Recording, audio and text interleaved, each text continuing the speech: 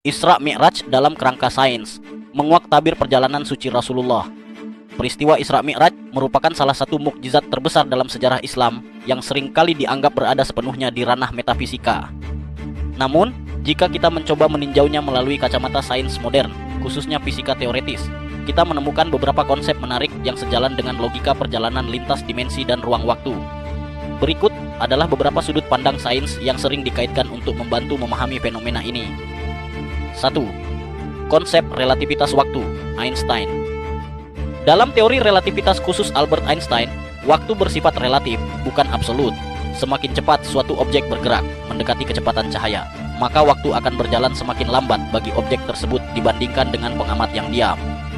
Penerapan realita, Rasulullah melakukan perjalanan dari Mekkah ke Yerusalem, lalu ke Sidratul Muntaha, dan kembali ke bumi hanya dalam waktu semalam, bahkan dikisahkan tempat tidur beliau masih hangat.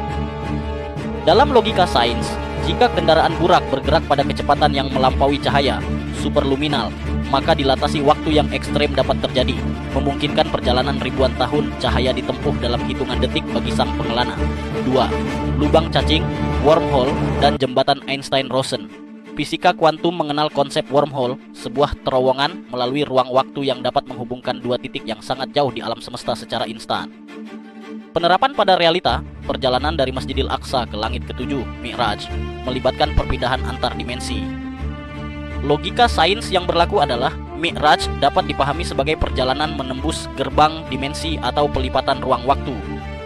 Secara teoretis, ini memungkinkan perpindahan dari satu titik ke titik lain tanpa harus melewati ruang kosong di antaranya secara konvensional. 3. Teori dimensi tinggi, M-teori. Manusia hidup di dunia 4 dimensi, 3 dimensi ruang plus 1 dimensi waktu. Namun, fisika modern melalui string teori atau M-teori memprediksi adanya hingga 11 dimensi. Penerapan realita, keberadaan malaikat, langit berlapis, dan arsy berada di luar jangkauan indera manusia biasa. Logika sains yang berjalan, jika burak adalah entitas yang mampu beroperasi di dimensi yang lebih tinggi, maka batasan fisik dunia 3 dimensi, seperti gravitasi dan hambatan udara, tidak lagi berlaku. Hal ini menjelaskan bagaimana Rasulullah bisa melihat realitas yang tidak kasat mata bagi manusia pada umumnya. Catatan penting, meskipun sains memberikan kerangka logika, Isra Mi'raj tetaplah peristiwa iman yang melampaui hukum alam, khariqul adah.